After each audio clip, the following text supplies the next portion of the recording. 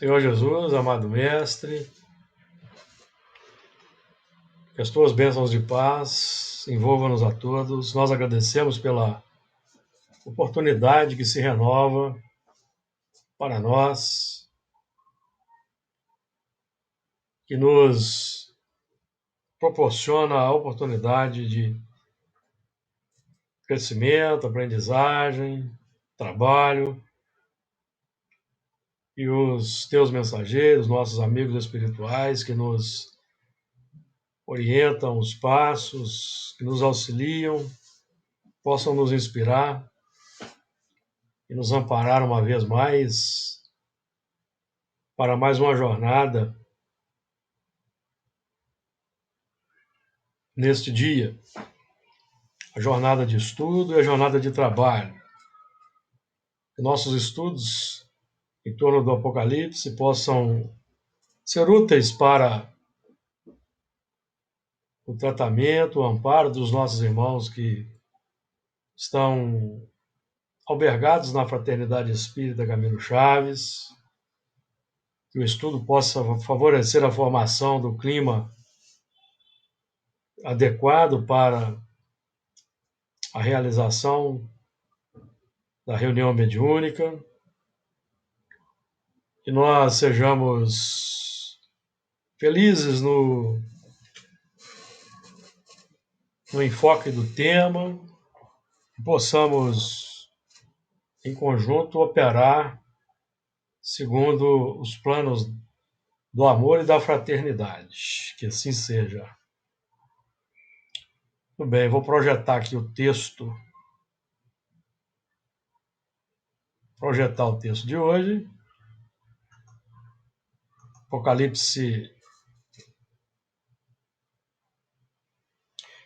Apocalipse capítulo 15, a partir do versículo 6. E nós iniciamos o estudo desse versículo na semana passada. Então vamos lá. Apocalipse capítulo 15, versículo 6.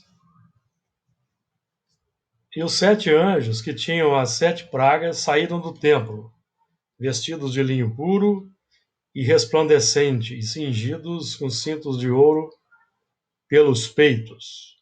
E um dos 4 animais deu aos 7 anjos 7 salvas de ouro, cheias da ira de Deus, que vive para todo sempre. E o templo encheu-se com o fumo da glória de Deus e do seu poder. E ninguém podia entrar no templo até que se consumassem as 7 pragas dos 7 anjos. Capítulo 16. E ouvi vinda do templo uma grande voz que dizia aos 7 anjos: Ide e derramai sobre a terra as 7 salvas da ira de Deus. E foi o primeiro e derramou a sua salva sobre a terra.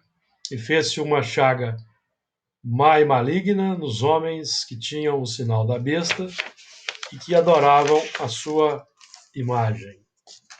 Tudo bem. Então nós, semana passada, no estudo da semana passada, nós abordamos o versículo 5º e nós iniciamos o estudo do versículo 6, que vamos hoje terminar avançando para o versículo 7. O versículo 6, e os 7 anjos que tinham as 7 pragas saíram do templo, vestidos de linho puro e resplandecente, e cingidos com cintos de ouro pelos peitos.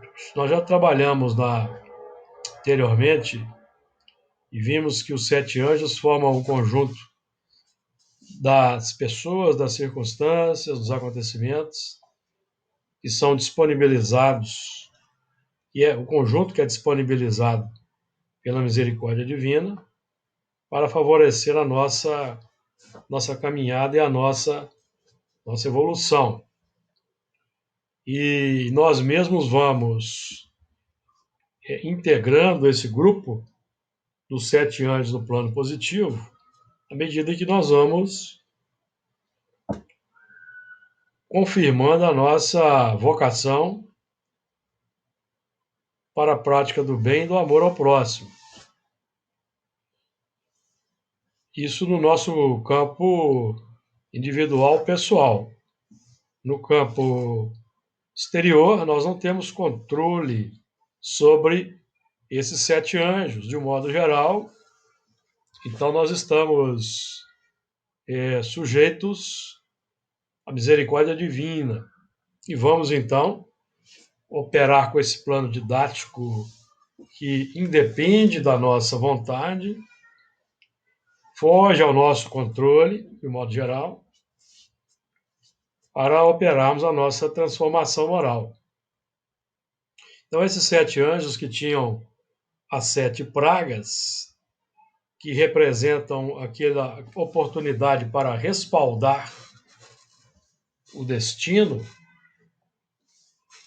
pelo saneamento das nossas mazelas, das imperfeições, que ainda trazemos o respaldo porque nós já estamos aqui nos encaminhando para o tempo da regeneração e temos aprendido com os espíritos que a regeneração é um momento para o término da depuração e não para o início da depuração. Então essa praga, ela tem ação educativa ou reeducativa, que é aquilo que vai facilitar a recomposição do nosso destino. Então a praga, ela é elaboração nossa ao longo do tempo e de fora para dentro a misericórdia divina vai ajustar a dosagem, dosar essa praga de acordo com a misericórdia. E os 7 anjos que tinham as 7 pragas saíram do templo. Então, do nosso ponto de vista interior, nós aí estamos fazendo parte desse conjunto dos 7 anjos, que ainda temos na nossa intimidade simbolizados aí das 7 pragas, aspectos a serem depurados, mas embora trazendo ainda essas marcas para o respaldo finalístico, digamos assim, nós já temos condições de sair do templo, já temos condições de operar segundo as nossas melhores emissões mentais, já temos condições de emiti-las, embora trazendo ainda as marcas, as dificuldades, temos condições de já operar fora do tempo, ou seja, operar colaborando com Jesus para auxílio tanto dos espíritos que nos procuram nas reuniões mediúnicas, quanto dos encarnados com os quais nós vamos relacionar no plano social. E os 7 anjos que tinham as 7 pragas saíram do templo vestidos de linho puro e resplandecente, cingidos com cinto de ouro pelos peitos. Nós podemos aqui avocar para nós aí essa condição da vestimenta de linho puro, que representa a doutrina espírita, o revestimento filosófico que a doutrina espírita proporciona para que nós mais rapidamente consigamos respaldar o destino que cujas marcas trazemos e temos observado nas nossas reuniões mediúnicas, não para nos subjugar sob o peso do remorso, da culpa, não. Para nós observarmos o que nós fizemos ao longo do tempo e que realmente representam representam complicações, mas que nós vamos trabalhar essas complicações, saneamento, adotando a filosofia espírita, a nova mentalidade, e operando segundo os ditames que a doutrina espírita aponta para nós. Então, a vestimenta, nesse caso, que recebemos pela misericórdia de fora para dentro, é a proposta mental, filosófica da doutrina espírita, que apresenta uma preciosidade e brilho, está aí bem definida pelo linho, que é um tecido nobre. Então ela resplandece porque apresenta os reflexos da luz da sua fonte divina. Então, à medida que nós vamos interiorizando, nós vamos transubstanciando a nossa própria veste, a veste que nós trazemos dos milênios, o perispírito, que é a nossa veste imortal, com a qual vamos nos apresentar no mundo espiritual após a desencarnação. Então ela tem as marcas do passado e já tem os pontos de luz em função dos esforços que nós vamos empreendendo no dia a dia para efetivar a transformação moral. E a completude da resplandecência, ou seja, a limpeza das marcas, pelo que nós entendemos, vai ser operada na regeneração. Então vai ser finalizada, o respaldo finalício da purificação, de dentro para fora, pelo que temos entendido, vai ocorrer durante a regeneração. Que, aliás, já estamos em regeneração, nós aqui que estamos estudando esse assunto. Se o mundo ainda na sua aspecto global não se encontra ainda na regeneração, mas nós já vemos aí pontos da regeneração sendo instaurados aqui e acolá, em meio ainda às dificuldades das expiações, no mundo que ainda traz essa conotação de expiações e provas. Saíram do templo. Então aqui nós vamos sempre lembrar, nós aqui estamos trabalhando aqui com a visão de João, que viu um quadro extraordinário no mundo espiritual, daqueles que coordenam os destinos da humanidade, operando segundo as diretrizes de Jesus. É essa visão que ele está tendo aí. Mas nós aqui estamos trabalhando a nossa própria integração nesse grupo, entendendo que as circunstâncias, os acontecimentos, as situações representam o quadro amplo dos 7 anjos, o quadro heterogêneo de situações e de pessoas. E lembrando que a doutrina espírita, o seu próprio conjunto de elementos que se vinculam à doutrina espírita, é representativo desses 7 anjos, ou seja, no campo doutrinário espírita, nós vamos encontrar elementos que estão aí, fazem parte de um grupo heterogêneo. Não existe um nivelamento.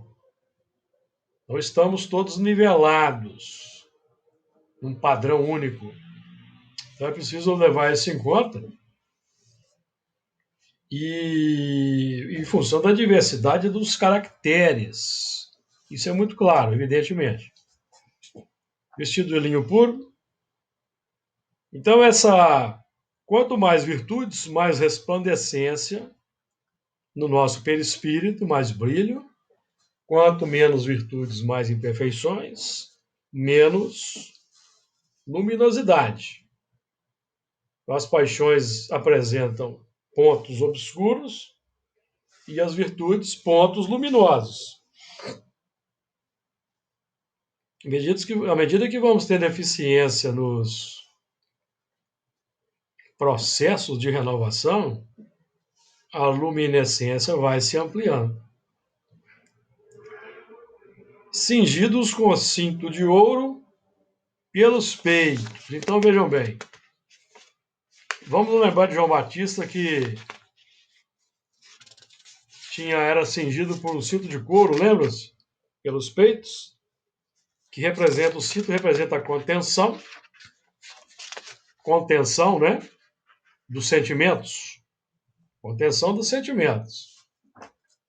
O cinto de couro nos fala aí ainda dos processos mais biológicos, dos padrões mais biológicos, baixo para cima, dos padrões mais, digamos assim, mais ainda vinculados à terra, ao plano de segurança. O cinto nos fala de um plano de segurança. O cinto de couro define que a segurança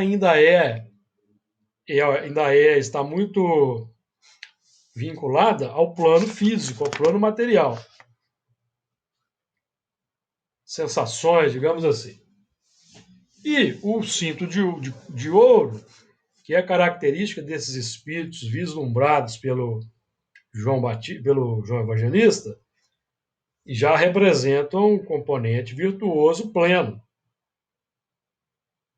Virtuoso pleno, tá? Nós ainda trabalhamos no campo do cinto de couro para buscar transformá-lo em cinto de ouro. À medida que vamos tendo eficiência no trabalho de implementação. Ou seja, à medida que a filosofia desce para a prática, no plano do científico, do laboratório experimental da vida, então vai havendo a transubstanciação, digamos assim, do cinto de couro no cinto de ouro. Digamos que o cinto de couro represente a contenção proposta pelos 10 mandamentos. 7 negativos. Não matar, não roubar, que é o plano de contenção das paixões, dos impulsos, dos instintos. E o cinto de ouro já é uma contenção que já deixa de ser uma contenção coercitiva e passa quase que ter uma configuração de coroa irradiadora. Então vejam bem, o cinto de couro vai definir uma contenção, uma certa coerção, uma certa prisão. Já o cinto de ouro já vai dando mais uma característica de um coroamento. Uma vinculação estreita com os planos divinos, vamos dizer assim. Aquela vinculação no plano do coração, por isso que é nos peitos.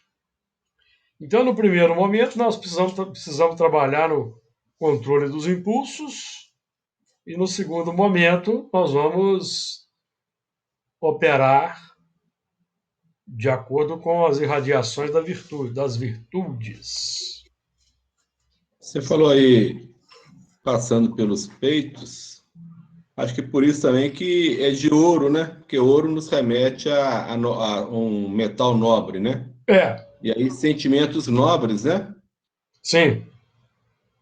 E aí o cinto de ouro, já passa a ter aquela conotação de entrega total ao comando superior da obediência, que é um plano aí que vai nos dar liberdade plena no mundo espiritual.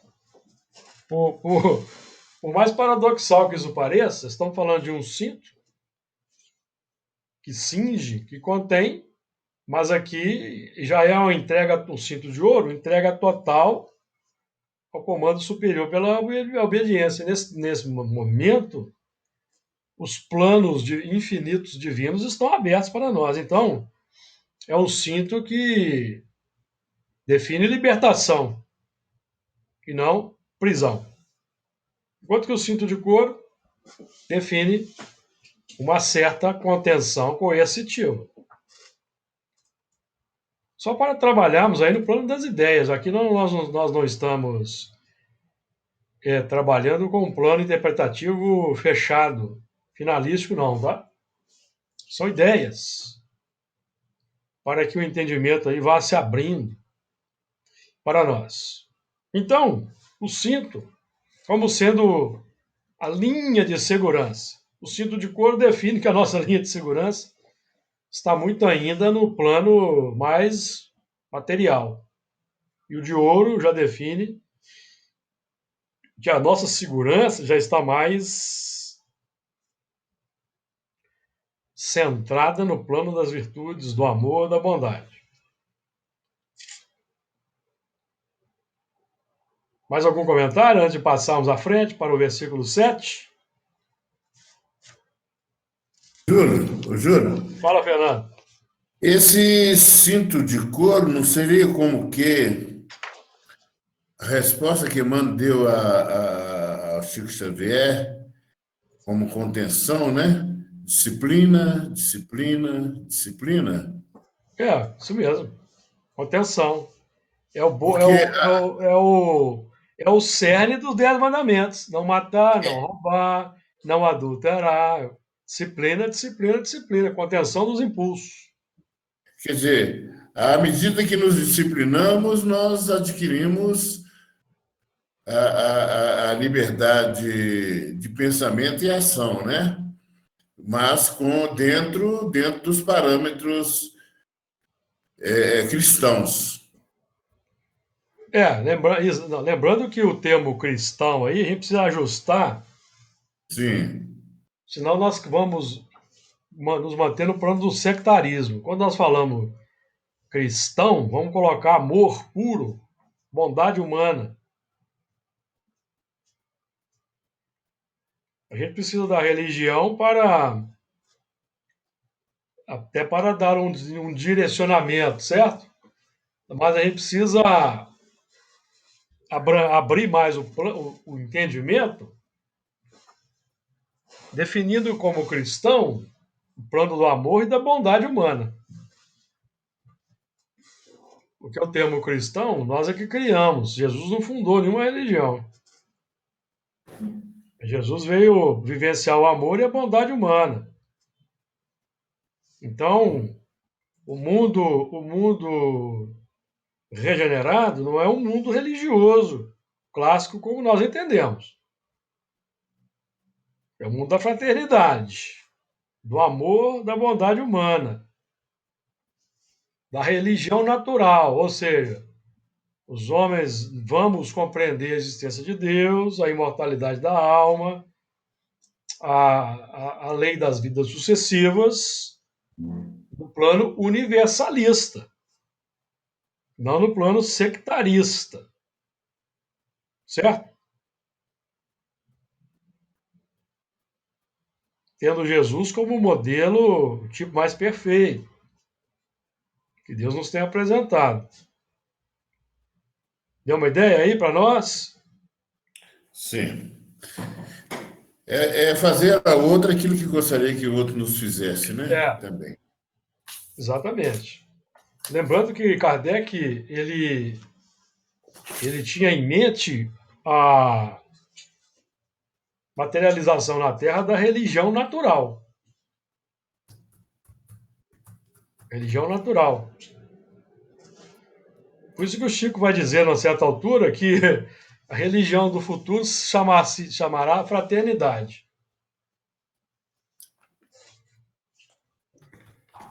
É por isso que ele fala futuro da religião e não a religião do futuro, É né? futuro da religião. E todas as religiões, elas vão descobrir a imortalidade. A reencarnação, vão descobrir. Então, o elemento, isso é Kardec, isso aí o Kardec mesmo dizia isso. O elemento não precisa deixar de ser católico, se tornar espírita. Não. Nem de ser evangélico se tornar espírita, não. Só que por enquanto precisa, né? Entre aspas, vamos dizer assim. Mas Porque vai o dogma. chegar o espiritismo, vamos colocar essas coisas bem claras, né? Qual que é a penetração do espiritismo no mundo hoje? Ínfima. Então esses elementos, como que os chineses vão... Os chineses vão descobrir a imortalidade, a reencarnação, provavelmente pela ciência. Quem sabe, não? A ciência vai entrar nesse circuito também, oportunamente. O confucionismo, ele não é reencarnacionista, não? Confúcio? Não, eu não tenho noção. Eu não tenho, acho que não. Não tenho certeza não, mas eu acho que não. Então, à medida à medida que os espíritos que forem sendo substituídos, forem reencarnando mais elementos com, que vão se lembrar do passado, que vão trazer experiências mediúnicas, independente de credo, de crença, de religião, e isso fosse espalhando pelo mundo, então a religiosidade natural vai se instaurar na Terra. Nota-se também, Júlio, que sorrateiramente, eu não sei se é sorrateiramente, mas quase sem que se perceba, os fundamentos da doutrina espírita está devagarzinho entranhando nas pessoas de outras,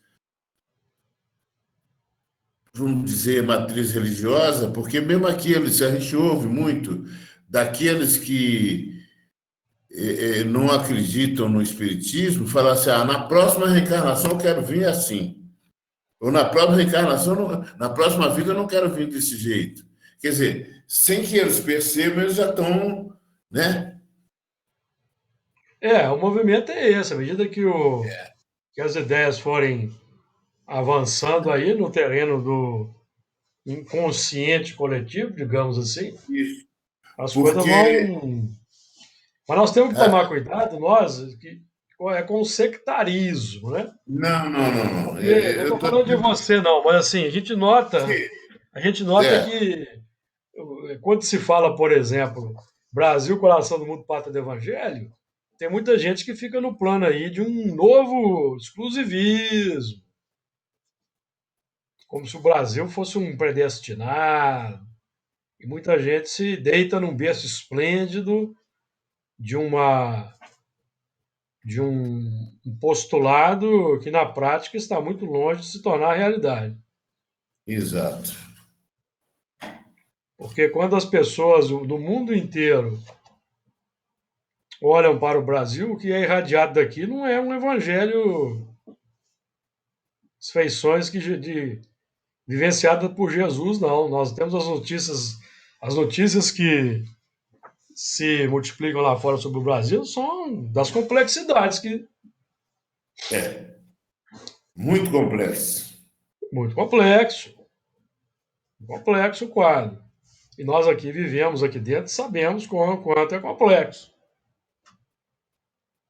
Então eu não vou nem comentar mais sobre isso, que eu tenho falado muito nessa questão da sociedade. Então, já foi falado muito por nós aqui. Nós estamos aqui trabalhando para, apoiados no Apocalipse, conseguirmos nos transformar.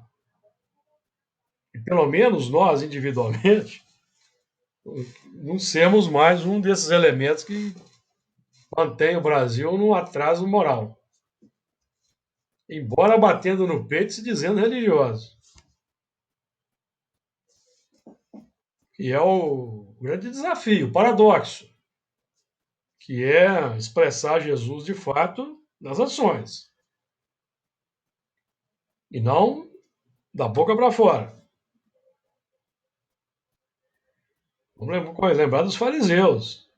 Os fariseus ostentavam um templo sublime, vestimentas refinadas, batiam no peito dizendo que acreditavam em Deus, mas eles exploravam o povo, submetiam o povo aos seus caprichos. Então, esse é o desafio de hoje. O desafio de hoje é sair dessa condição religiosa fanática, cristalizada, exclusivista, e vemos aí e caminhamos para a abrangência universalista. Porque o mundo, hoje nós vivemos num mundo globalizado. Jesus cuida de todos os países com o mesmo carinho com que cuida do Brasil. Precisamos compreender isso. Nós não podemos concordar que existem 1 bilhão e 500 milhões de chineses que estão fora do olhar de Jesus ou que são aí vistos por muita gente como elementos complexos no mundo. Que precisamos tirar esse preconceito. Isso é um preconceito que existe contra países respeitáveis, em função aí de determinados pontos de vista, ideologias completamente preconceituosas que vigoram hoje aí no cenário brasileiro. Infelizmente. E que também impregna o movimento espírita. Precisamos dizer isso. Vamos lembrar, nós já temos estudado aqui, Allan Kardec define a doutrina espírita, na Gênesis, no item 20, como campeão da liberdade de consciência. Capítulo 18 da Gênese não adulterada, ou da Gênese original, digamos assim, tá? Campeão absoluto da liberdade de consciência, combate o fanatismo sob todas as formas, os preconceitos. A geração que desaparece levará com ela seus preconceitos e erros, então nós temos que combater o preconceito. Preconceito aí que existe fortemente, infelizmente, nas comunidades religiosas. E rotulam os outros não religiosos de termos complexos, não entendem as diferenças, não compreendem os diferentes que estão aí no mundo com a permissão divina, para que nós aumentemos o nosso grau de tolerância, compreensão e compaixão, sem julgamentos, sem rotulações. Ô, Júlio, Diga lá. lembrando que quando Jesus esteve aqui, o mundo, 90% do mundo ou mais, era panteísta. E ele não falou nada, não pregou nada contrário, não fez acepção de ninguém, tratou aqueles que o buscavam, né, que a mulher serofenícia, todos, de qualquer lugar, ele atendeu a todos do mesmo jeito, né? E era panteísta, o mundo praticamente era panteísta, e não monoteísta, né? Só fazendo uma correção, o mundo era politeísta. Desculpa, cara, politeísta, panteísta é outra coisa. Exato. Certo? Perfeito. Politeísta. Mas Emmanuel é muito claro no livro Fonte Viva. Jesus veio à Terra chamar atenção para a bondade humana. Ele não veio fundar a religião.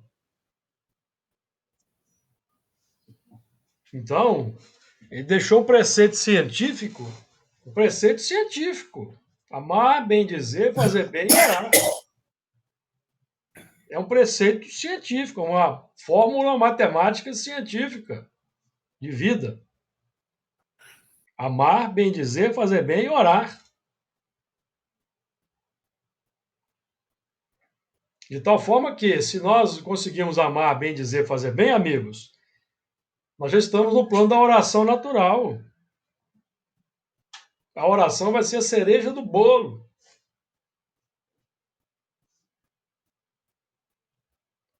O fim não é oração. O fim não é oração. O fim é amar. Bem dizer, fazer bem. É o fim e é o meio. É o meio e é o objetivo. É o caminho e a meta. A oração, consequência. Consequência, amigos. Ou nós aqui achamos que os irmãos que estão trabalhando no campo da ciência, na China, por exemplo, não estão em oração natural para o bem-estar da humanidade, para buscar o bem-estar da humanidade. Não estão? Oração natural, que é um conceito de Emmanuel lá no Pensamento e Vida. Então é importante termos isso em consideração.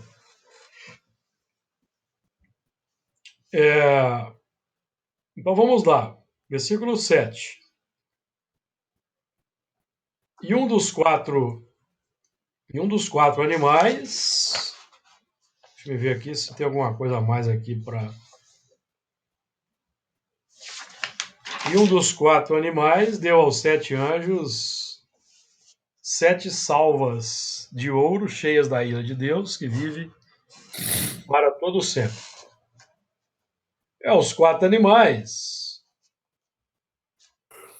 Os animais formam o campo universalista. Já estudamos isso nos estudos anteriores.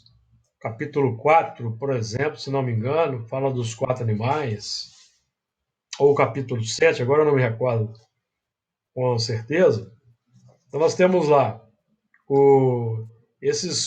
os 4 animais que representam nossos padrões conquistados na evolução, os padrões instintivos, e são 4, lembra-se? Leão, bezerro, a águia e o homem. O leão simboliza a Ásia, bezerro a Europa, a águia as Américas e o homem a África, porque a África é o berço da humanidade. Até já mostramos aqui o mapa da África, se vocês pegarem o mapa da África e deitarem, vão notar que forma um crânio humano, como se fosse um desenho do crânio humano, de perfil. Por isso que simboliza a África. E as Américas, a águia, porque as Américas, duas Américas lembram uma ave voando. Saindo das Américas, do continente africano e europeu, que em função da expansão dos continentes, a separação, então as Américas têm essa forma que lembra, no mapa mundi, o voo de uma águia.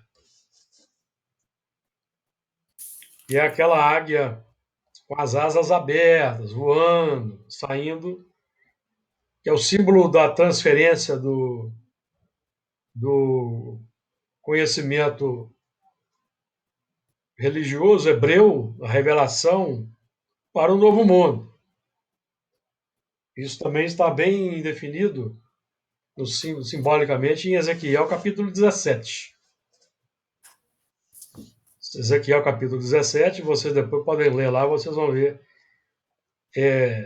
a narrativa desse movimento simbólico da águia que leva o broto, o cedro, simbolizando aí a transferência do Evangelho para o novo mundo.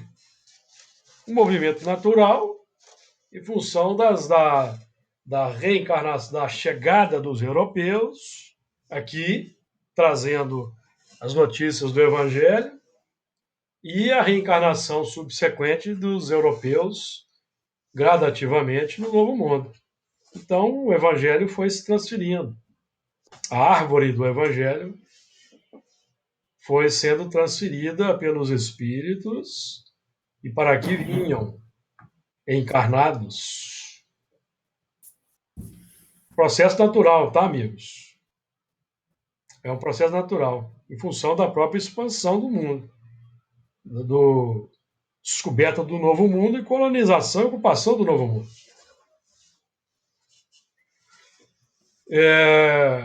Do mesmo modo, o conhecimento da imortalidade da alma vai chegar assim nos campos científicos, mais cedo ou mais tarde. Isso é tranquilo e basta termos paciência para que o Espiritismo é uma alavanca de que Deus se serve para fazer com que a humanidade avance. Mas, obviamente, que não é a única alavanca. É uma alavanca extraordinária, mas nós temos sabido utilizar essa alavanca? Nós temos colaborado com Jesus para que essa alavanca mova o mundo? De fato, um mundo complexo, interior, cheio de preconceitos, egoísmo, orgulho. Essa alavanca está nos ajudando a mover de dentro de nós esse mundo, que é o símbolo se não me engano, de Arquimedes. Dê-me uma alavanca e moverei o mundo. A alavanca está aí, a doutrina espírita. Mover qual mundo? O mundo do próximo? Não, o nosso mundo. O mundo do próximo é da alçada dele. Nós temos que identificar a qualidade do mundo do próximo, porque aprendemos com o Evangelho segundo o Espiritismo, identificar o mal, identificar o estado das coisas. Para julgar, não, para colaborar, para que haja uma alteração positiva a partir da nossa própria alteração. E não das rotulações, dos julgamentos, das condenações, não. Se a doutrina espírita é campeã da liberdade de consciência, evidentemente, meus amigos, a doutrina espírita é a vestimenta filosófica, ideológica que nós recebemos do campo intelectivo, certo? Quem que vai dar concretude para ela? Quem que vai tornar a doutrina espírita visível no mundo? Para quem não conhece. Nós. O Luiz está apontando ali, ó, nós. Então, o trabalho está nas nossas mãos. Está conosco. Pela pregação do Evangelho vivo, nos atos, nas atitudes, nos hábitos, que é a tônica aqui desse nosso estudo. Vocês vão notar que o nosso estudo aqui é repetitivo. Porque se o estudo não for repetitivo, nós vamos ficar aqui tentando inventar a roda a cada reunião. Nós vamos sair do plano da doutrina espírita, vamos começar a trazer com as questões, certo? E vamos começar aqui a criar novas coisas. Então, nosso trabalho aqui é de uma discussão repetitiva mesmo em torno da doutrina espírita. Para o quê?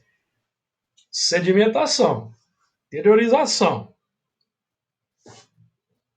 Para que ela saia pelas atitudes. Porque aqui, ó, um dos 4 animais, né, deu. Então, e um dos 4 animais que deu aos 7 anjos, 7 salvas, eu entendo que é o homem, que é o símbolo do espírito consciente. Símbolo consciente, da consciência das coisas, consciência desperta. Podemos, assim, trabalhar. E também nós temos aí o símbolo da globalização, já falamos aí.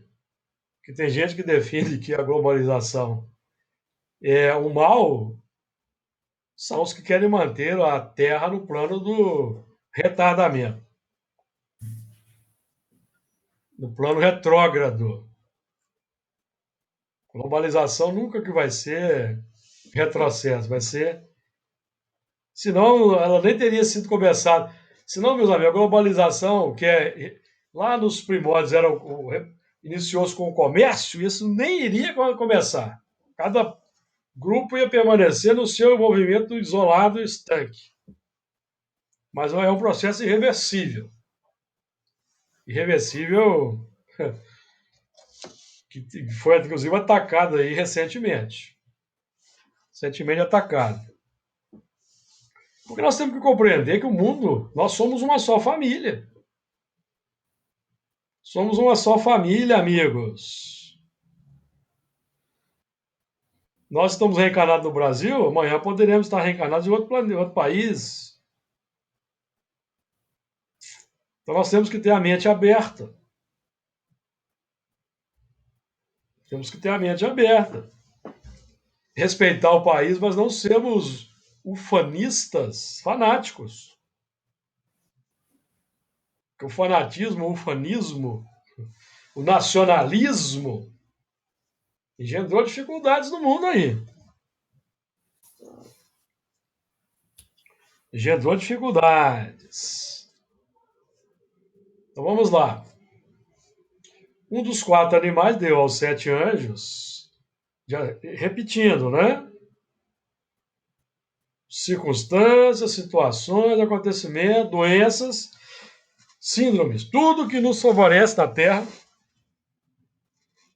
o progresso moral. Representa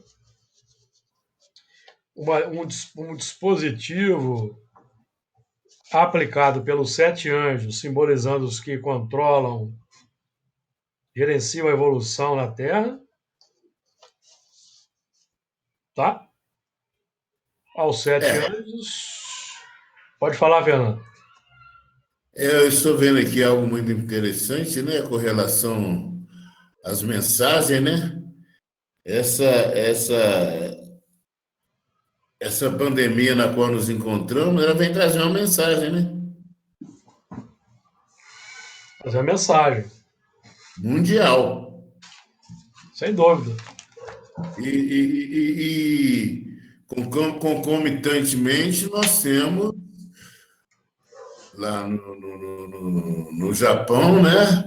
As Olimpíadas, que representam a união dos povos, né? São duas mensagens que dá para se pensar um bocado, né? O congraçamento por meio do esporte. Exatamente. Que é um movimento divino, um movimento superior. Movimento superior. E um dos 4 animais deu aos 7 anos 7 salvas de ouro, que representa aí nossa instrumentação de trabalho, os recursos que o corpo físico nos proporciona para a operação no terreno social, dentro desse quadro que temos dito. E voltando à questão dos 7 como definindo patamares diferenciados de caracteres, e não nivelamento. Então, por isso que a tônica e a tolerância, para nós, compreendemos as diferenças de caráter. E, dentro dessas diferenças de caráter, nós conseguimos sensibilizar os vários caracteres com os bons exemplos. Então, a prática do bem, a prática do amor, ela está ao alcance de todos, independente de caráter, dependente de estágio de evolução, de grau de aperfeiçoamento, de grau de conhecimento intelectual. Está ao alcance de todos. E por isso é que nós somos chamados a ser, nesse momento, operando com esses recursos aí que já temos buscado canalizar para o bem, definindo aí a busca do ouro,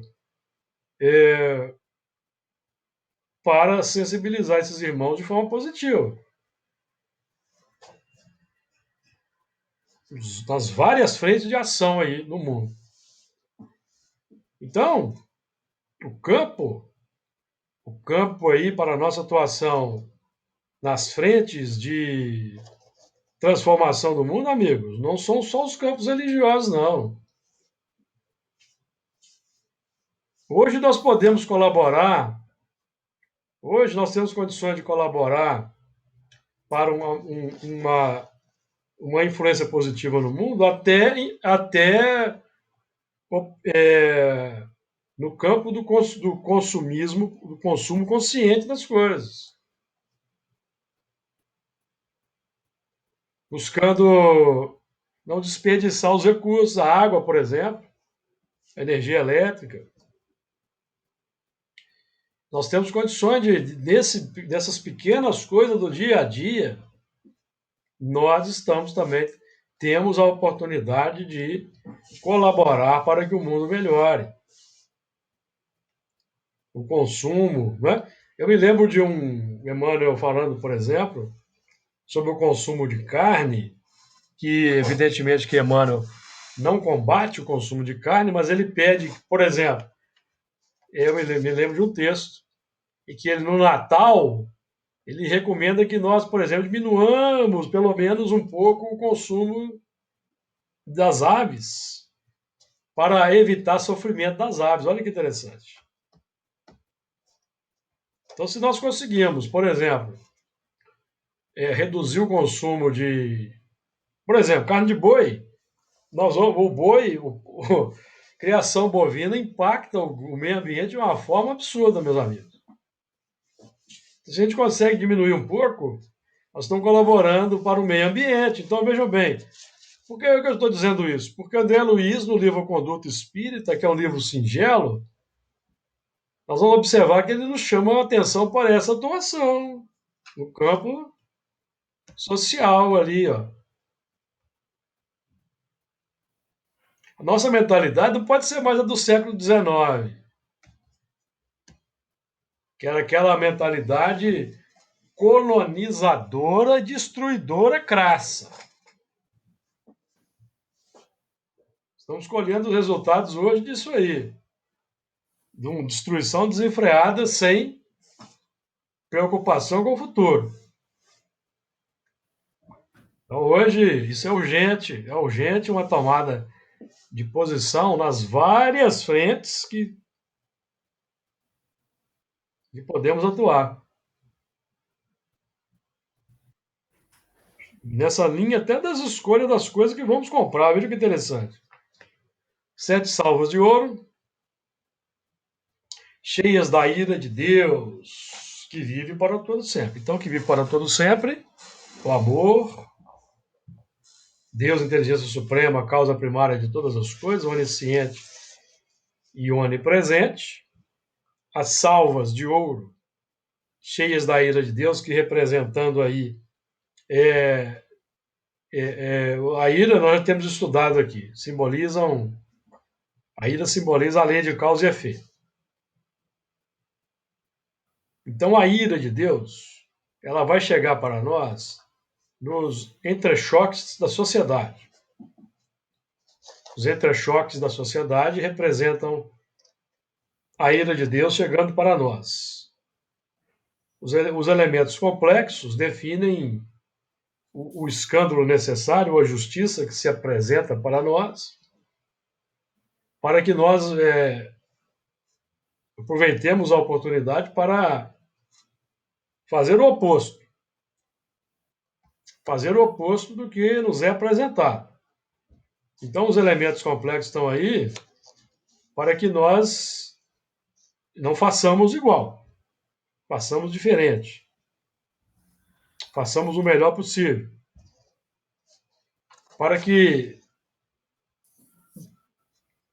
da nossa parte, amigos, nós não mais sejamos instrumento da ira, porque nós ainda trazemos os componentes clássicos da expressão da ira, que na exteriorização do mundo, que são as imperfeições. Então, quando nós damos vazão às imperfeições, aos instintos primários, nós somos agentes da ira para próximo que recebe da nossa parte esse movimento.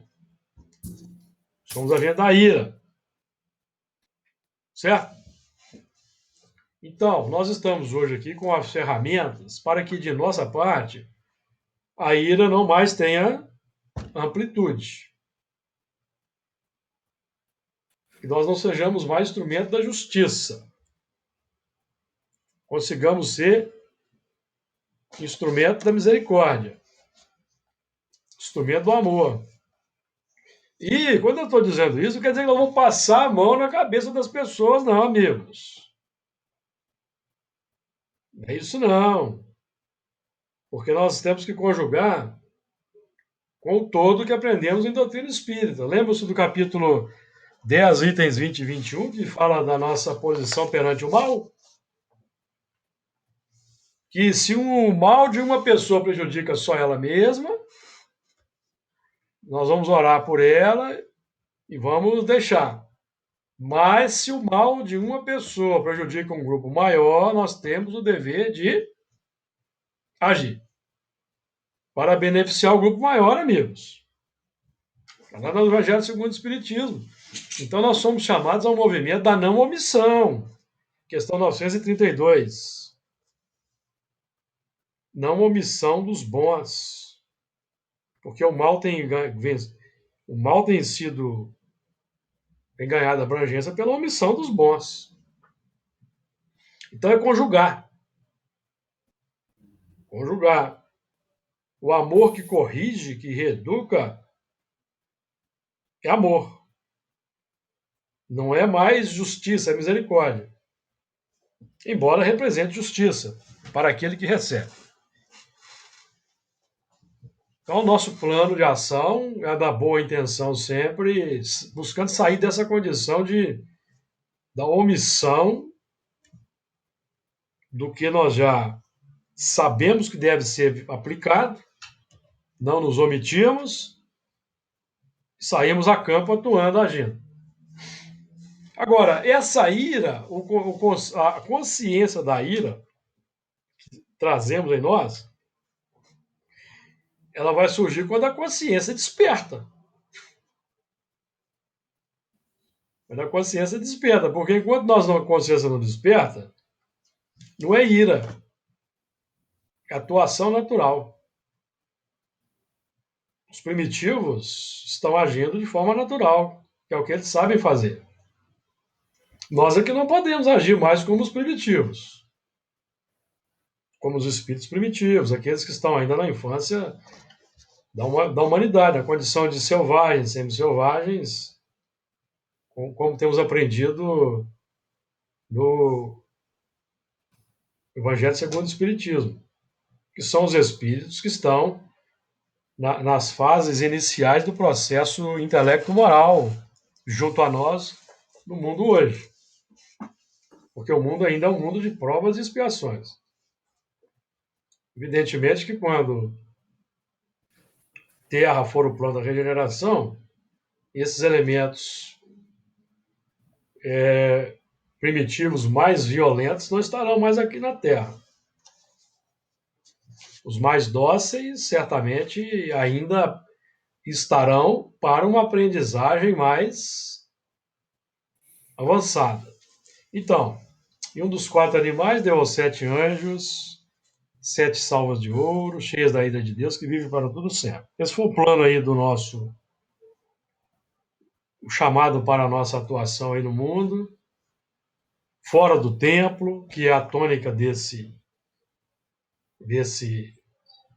trabalho. Sair do templo, vestidos do linho puro, que é a filosofia espírita, no nosso caso, por exemplo, operando aí em meio à sociedade, que é a tônica do versículo 7. Por quê? O objetivo está no versículo 8. E o templo encheu-se com o fumo da glória de Deus. Ou seja, é encher o templo. Sair do templo para encher o templo. Veja que interessante. Parece um paradoxo, não parece? Vamos nos lembrar do que Jesus disse não desceu do céu, senão, não subiu ao céu, senão o que desceu do céu. Que Jesus nos auxilie, nos abençoe. E na semana que vem nós vamos dar continuidade estudando o versículo 8.